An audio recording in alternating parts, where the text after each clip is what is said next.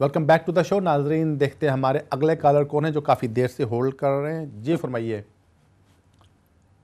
जी, मुझे लगता है ये शायद जा चुके हैं। देखते हैं अगले कॉलर कौन है। जी फरमाइए। मलिक साहब अस्सलाम वालेकुम। जी वालेकुम सलाम। मलिक साहब, मैंने आपसे पूछना था कि जो मैरिज की वो बात चलती थी यहाँ पर शुरू हो रही है कि परमिशन लेने की ज़रूरत नहीं है, वो कब से शुरू हो रही है रजिस्टर मैरिज करने के लिए। और वो पूछना मैंने, मेरे पास तो मैं लीगली हूँ, वो मैं जिससे मैरिज करनी है वो यहाँ पर 12 साल से रह रही है, डेफिनेटली स्टे है उसके पास। तो अभी मेरे को कुछ प्रॉब्लम तो नहीं होगी मैरिज करने के लिए? जी, आपकी कॉल का शुक्रिया। असल में पिछले साल से क्या, ये कुछ अर्सा पहले हाउस ऑफ लॉर्ड्स का एक डिसीजन आया था जिसमें कहा गया था कि मैरिज आदमी का बेसिक हक है। इस सिलसिले में होम ऑफिस से कोई परमिशन लेने की ज़रूरत नहीं है। पहले तो होता था लोग माँ बाप से परमिशन लेते थे, आप कहते हैं होम ऑफिस से परमिशन लें। बड़ी अजीब बात थी। तो इसकी वजह से फिर ये हुआ कि हाउस ऑफ लॉर्ड्स ने ये ख़त्म कर दिया कि आपको कोई ज़रूरत नहीं है। तो जब ये हुआ उसके बाद उन्होंने लॉ तो चेंज कर दिया और साथ ही ऐलान कर दिया पिछले साल कि हम बहुत जल्दी पिछले साल के एंड या इस साल के बिगनिंग में इसको ख़त्म कर देंगे। लेकिन अनफॉर्चुनेटली पिछले साल के एंड तक तो ख़त्म नहीं हुआ, इस साल के बिगनिंग में ख़त्म होना था, लेकिन अभी नहीं हुआ। शायद मेरा ख्याल है अप्रैल के फर्स्ट वीक में ख़त्म हो जाए, लेकिन अभी हतमी इस सिलसिले में डेट नहीं आई है। तो जो ही ये लॉ ख़त्म हो जाता है तो उसके बाद आप एनी टाइम यहाँ पे शादी कर सकते हैं, कोई प्रॉब्लम नहीं होगी। रजिस्ट्रार के पास जाकर शादी करना होगी। तो इस वक्त मौजूदा वक्त अगर आज आप अप्लाई करना चाहें तो उसका यही है कि आपको पहले सर्टिफिकेट ऑफ अप्रूवल लेना पड़ेगा, उसके बाद ही आप अप्लीकेशन कर सकेंगे। कॉल का शुक्रिया। नाज़रीन, देखते हैं अगले कॉलर कौन है। जी फरमाइए। मुझे लगता है ये कॉलर जा चुके हैं। देखते हैं अगले कॉलर कौन है। जी फरमाइए। मुझे लगता है ये कॉलर जा चुके हैं। देखते हैं। जी हेलो, फरमाइए। हेलो, अस्सलाम वालेकुम। वालेकुम सलाम। डॉक्टर साहब, मेरे 2 क्वेश्चन थे। जी, मैं यहाँ पर आई थी 2004 में, ठीक है। और मेरे साथ बेटा आया था मेरे साथ। अच्छा, और बेटी उसी साल में अक्टूबर में बॉर्न हुई थी। अच्छा। और अभी जो कह रहे थे 7 साल वाला केस, वो मैंने डाल दिया है। हम्म। लेकिन बस यही पूछना चाहती हूँ, अगर वो रिफ्यूज करते हैं तो क्या वो मतलब घर आ जाते हैं, या फिर बच्चों के स्कूल में और डॉक्टर की तरफ से कोई प्रॉब्लम आती है वो भी बंद कर देते हैं बच्चों का स्कूल का भी? जी, आपकी कॉल का शुक्रिया। नहीं, मुझे यकीन है कि आपको चूँकि आपको और बच्चों को यहाँ पे स्टे मिल जाएगा, चूँकि ये दिसंबर में, नवंबर और दिसंबर में 2 केस आ चुके हैं हाई कोर्ट के, जिसमें उन्होंने डिसीजन किया था कि जो बच्चे 7 साल यहाँ पे उनको स्टे मिल जाना चाहिए।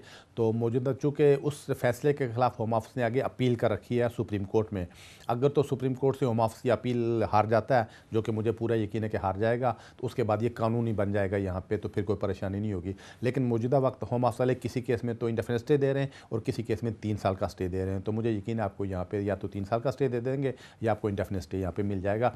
अगर किसी वजह से वो ना करते हैं, आप इसको आगे कोर्ट में चैलेंज कर सकेंगे। तो स्कूल में कोई नहीं आता, ना ही कोई डॉक्टर के पास से आपको कोई परेशानी होगी। कॉल का शुक्रिया। नाजरीन, बढ़ते हैं अगले कॉलर की तरफ। जी फरमाइए। जी, हेलो, अस्सलाम वालेकुम। वालेकुम सलाम। मेरा नाम शाहिद है।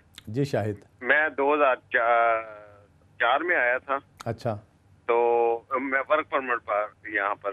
अच्छा। तो मैंने अभी तक एप्लीकेशन नहीं डाली, तो प्लीज़ मेरे लिए कोई ऐसा हाल बताएं जो मैं एप्लीकेशन डाल सकूं। किस चीज़ की एप्लीकेशन? किसी किस्म की भी कोई ऐसा कोई। जी, आपकी कॉल का शुक्रिया। असल में आप वर्क परमिट पर आए थे तो आपको तो वर्क परमिट आगे एक्सटेंड करवाना चाहिए था। पता नहीं फिर आपने करवाया या नहीं करवाया। मैं आपको यही मशवरा दूंगा कि किसी अच्छे सोलिसिटर से जाकर मिलें, उनको अपनी पूरी बात बताएं ताकि आपको पूरी बात सुन के एडवाइस कर सकें कि आपने वर्क परमिट किन हालात में और क्यों उसको आगे नहीं करवाया, और क्या आप अब किसी कैटेगरी में अप्लाई कर सकते हैं या नहीं कर सकते। कॉल का शुक्रिया। नाज़रीन, देखते हैं अगले कॉलर कौन है। जी फरमाइए। हेलो जी, अस्सलाम वालेकुम। जी वालेकुम सलाम। भाईजान, मुझे ना आपसे एक्चुअली 2 सवाल पूछने हैं। पहला सवाल मेरा ये है कि मैं ना दिसंबर में यहाँ आई थी। 14 इस दिसंबर में मुझे ना 14 साल हो जाएंगे। अच्छा। तो मैंने इंडेफिनेट अप्लाई करना है, और क्या उसके लिए मुझे यूके लाइफ इन यूके पास करना बहुत ज़रूरी है? और दूसरी बात मुझे ये पूछनी थी कि एक ऑफेंस मेरे लिए बन गया वो ट्रैवल का, तो क्या उसका कोई रुकावट तो नहीं आएगी? उसके लिए मुझे सेकंड टाइम ऑफेंस हो गया है, तो मुझे शायद लेटर आ जाएगा इन दिनों में। तो वो पूछे, वो उसका कोई, उसकी वजह से कोई डिफेक्ट, उसके ऊपर कोई असर तो नहीं पड़ेगा? जी, आपकी कॉल का शुक्रिया। जहाँ तक पहले सवाल का ताल्लुक है कि हाँ, आपको लाइफ इन यूके टेस्ट हर हालत में पास करना पड़ेगा। आप भी नहीं, कोई भी आदमी जो यूके में है और इंडेफिनिट स्टे के लिए अप्लाई करना चाहता है, अगर उसकी उम्र 65 साल से कम है तो उसको हर हालत में टेस्ट पास करना ज़रूरी है। अगर कोई डिसेबल वगैरह है तो उसके लिए अलग बात है, लेकिन आम आदमियों को हर हालत में पास करना ज़रूरी होता है, तो आपको भी पास करना ज़रूरी होगा।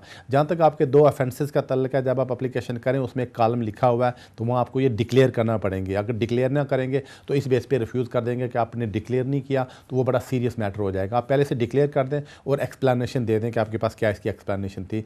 तो मुझे यकीन है कि आप पे के चूँकि ये ट्रैफिक ऑफेंस को इतना बड़ा ऑफेंस नहीं मुझे लगता, या ट्रैवलिंग ऑफेंस, तो मुझे लगता है आपको स्टे मिल जाएगा। लेकिन इनको डिक्लेयर करना ज़रूरी है और लाइफ इन यूके टेस्ट भी पास कर लें। अगर आपने बहुत पहले अप्लाई कर लिया होता तो शायद आप किसी स्कीम में आप आ गई होती, 14 साल पहले आ गई थी।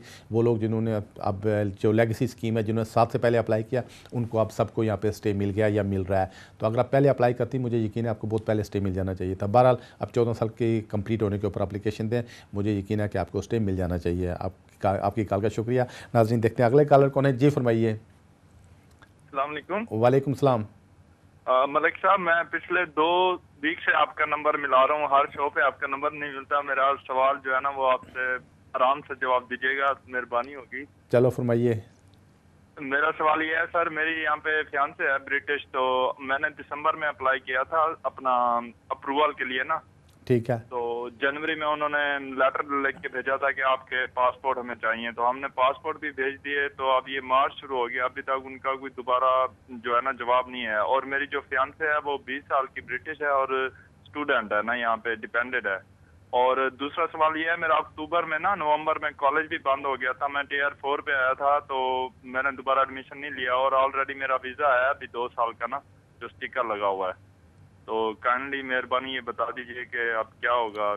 जी आपकी कॉल का शुक्रिया। पहली बात यह है कि अगर आपने यहाँ पे स्टूडेंट वीज़े के ऊपर आप पढ़ नहीं रहे हैं तो ये आपकी तरफ से ब्रीच ऑफ इमिग्रेशन रूल्स है। तो अगर इमिग्रेशन वालों को पता चले तो आपका वीज़ा कैंसिल कर देंगे, क्योंकि ये एक एग्रीमेंट होता है आपका ब्रिटिश गवर्नमेंट से कि वो आपको इस शर्त पे यहाँ रहने की परमिशन देते हैं कि आप पढ़ेंगे। जिस दिन आपकी तरफ से उसकी खिलाफवर्जी हो जाए या आप फुल टाइम काम करना शुरू कर दें या पढ़ना छोड़ दें, उसके बाद फिर इमिग्रेशन वालों का राइट बनता है आपका वीज़ा कैंसिल कर दें। एक तो आपको ये जो कोर्स है ये आपको छोड़ना नहीं चाहिए था। जहाँ तक अगला सर्टिफिकेट अप्रूवल वाली बात, तो जब आप अप्लाई करते हैं सारे के सारे पेपर उस वक्त इमिग्रेशन वालों को देना पड़ते हैं। तो अगर उस वक्त सारे पेपर ना दें या आप किसी से मशवरा ना करें तो यही होता है जो आपके केस में हो रहा है, तो इसमें डिले होती जाती है। तो यही वजह है कि अब वो बिट्स और पीसीज में सारे पेपर्स मांगेंगे, सारी चीज़ें मांगेंगे। अगर सारी चीज़ें उनको मिल गई और उन्हें इत्मीनान हो गया तो आपको वो सर्टिफिकेट इशू कर देंगे।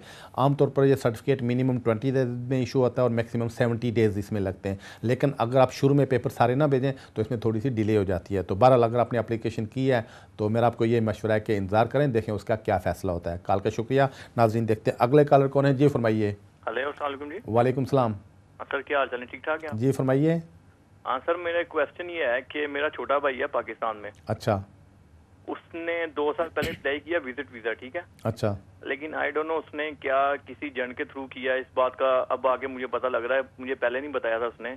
तो उसने मुझे पेपर भेजे हैं, उस पर 320 लगी है उसकी। समझ गया। ठीक है। तो काइंडली, और दूसरी एक और क्वेश्चन है मेरा, बड़ी मुश्किल से आपको फोन मिला है प्लीज, कि मुझे यहाँ पे आए हुए भी 1 साल हुआ, मैं शादी करके यहाँ आया हूँ। अच्छा। मैंने life in UK test pass कर लिया। ठीक। वो मैं 1 साल के बाद अप्लाई करूंगा कि मैं अगर अभी चाहूँ तो अभी भी अप्लाई कर सकता हूँ? मैं काम ऑलरेडी कर रहा हूँ, मुझे 6-7 महीने हो गए मुझे काम करते हुए। जी आपकी कॉल का शुक्रिया। जहाँ तक आपके भाई का तल्लक है, अगर कोई आदमी आजकल या अब ये रूल बन गया यहाँ से अप्लाई करता है या बैक होम से एप्लीकेशन करता है और कोई फाल्स डॉक्यूमेंट देता है, कोई जाली पेपर देता है, तो उसको 10 साल तक बैन कर देते हैं। सेक्शन 320 सेक्शन 320 यही है, 322 यही है कि उस आदमी को 10 साल तक बैन कर देते हैं कि आप यूके में 10 साल तक नहीं आ सकेंगे। इस सिलसिले में एक बहुत ही मशहूर केस था, हमारा ही केस था, AI नाइजीरिया, बहुत ही मशहूर केस था। उसमें फिर होम ऑफिस वालों ने, ये कोर्ट ने कुछ गाइडलाइन दी हैं। बहरहाल मेरा आपको ये मशवरा है कि आप उस फैसले के खिलाफ अगर अपील कर दें तो आपके लिए ज़्यादा बेहतर रहेगा, जितना जल्दी हो सके अपील कर सकते हैं। दूसरी बात यह है कि जहाँ तक आपके केस का तल्लक है, आप 2 साल पूरे हुए बगैर अप्लाई नहीं कर सकते हैं। आपकी उसमें शर्त यह है कि आप 2 साल पूरे यूके में अपनी वाइफ के साथ गुजारें, फिर एप्लीकेशन कर सकते हैं। बहरहाल आपको जब यहाँ पे समझे 23 मंथ्स हो जाएँ, 1 महीने पहले आप एप्लीकेशन कर सकते हैं, अभी अप्लाई नहीं कर सकते हैं। कॉल का शुक्रिया। नाज़रीन देखते हैं अगले कॉलर कौन है। जी फरमाइए। हेलो। जी फरमाइए। हाँ जी, मैं 11 साल पहले यहाँ पर आया था यूके में। अच्छा। उसके 1 साल बाद मेरी वाइफ आई थी यहाँ पर। ठीक है। मेरा अकेला का केस चलता था। मुझे लेगासी में 2007 में मुझे लेगासी में डाला था। ठीक है। उसके बाद जून 2010 में मुझसे फोटो और डॉक्यूमेंट्स मांगे थे। ठीक। इसके बाद मेरी वकील ने मेरी वाइफ का भी केस साथ में जोड़ दिया था। फिर उन्होंने मेरी वाइफ की डिटेल मांगी, तो मेरी वाइफ अलग नाम से आई थी, पर हमने सही सब कुछ भेज दिया उनको डिटेल, पर अभी तक उनका कोई जवाब नहीं आया है। आपके बच्चे भी हैं? हाँ जी, बच्चे भी कोई हैं? बच्चे 2 हैं, वो इंडिया में हैं। ठीक है जी, आपकी कॉल का शुक्रिया। असल में लेगेसी में वो लोग जिन्होंने 2007 से पहले अप्लाई किया था वो लेगेसी में आते थे, तो आप टेक्निकली लेगेसी में आते थे, तो आपकी वाइफ उसमें नहीं आती थी, चूँकि अगर उन्होंने असाइलम क्लेम नहीं किया था वो उसमें नहीं आती थी। आपने वाइफ को अपने साथ शामिल नहीं करवाना चाहिए था, चूँकि यही वजह है कि आपको अगर वाइफ के बगैर अप्लाई करते आपको स्टे मिल गया होता, अगर आपको स्टे मिल गया होता तो वाइफ आपकी बुनियाद पर एप्लीकेशन कर सकती थी, लेकिन अब उसकी वजह से आपका केस और कॉम्प्लिकेटेड हो गया है, तो मुझे बहुत कम चांसेस लगते हैं कि आपको वाइफ को यहाँ से स्टे मिलेगा। तो आपके बारे में देखें होम ऑफिस वाले क्या डिसीजन करते हैं। अब चूँकि सब कुछ आप कर चुके हैं तो मेरा यही मशवरा है कि इंतजार करें, देखें इसका क्या फ़ैसला होता है। आपकी कॉल का शुक्रिया। नाज़रीन देखते हैं अगले कॉलर कौन है। जी फरमाइए। जी अस्सलाम वालेकुम। जी फरमाइए। मलिक साहब, मैंने ये पूछना था, शादी करनी है तो जो मेरी फांसी है उनको यहाँ पे बेनिफिट्स ले रही हैं, तो कितना अर्सा पहले केस अप्लाई करने के लिए वो बेनिफिट्स बंद करवाने चाहिए, और इसका केस पे तो कोई इफेक्ट नहीं होगा अगर लाइक लेट्स से 2 हफ्ते पहले या महीना पहले बंद करवाते हैं? जी आपकी कॉल का शुक्रिया। असल में इमिग्रेशन वाले थोड़े से होशियार हो गए हैं, वो भी यही देखते हैं कि आपने बेनिफिट बंद क्यों किए हैं। अगर तो किसी आदमी की, आपकी वाइफ या किसी और की अगर हिस्ट्री है कि वो बेनिफिट्स के ऊपर रही हैं बड़ा अरसा लंबा अरसा, तो ज़रूर इमिग्रेशन वाले देखेंगे कि आप इन्होंने बेनिफिट्स क्यों छोड़े। इस वजह से तो नहीं छोड़े कि किसी को यहाँ पर सेटल करवाना चाहती हैं। तो बहरहाल इमिग्रेशन वालों की ड्यूटी है कि वो मेक श्योर करें कि आपकी जो स्पॉन्सर हैं वो अपने आप को और आपको यहाँ पर मेंटेन और अकोमोडेट कर सकती हूँ बगैर गवर्नमेंट से कोई मदद लिए बगैर। कॉल का शुक्रिया। नाज़रीन टाइम हुआ एक छोटी सी कमर्शियल ब्रेक का। आप टीवी देखते रहिएगा, चंद ही मिनट्स में फिर हाज़िर होते हैं।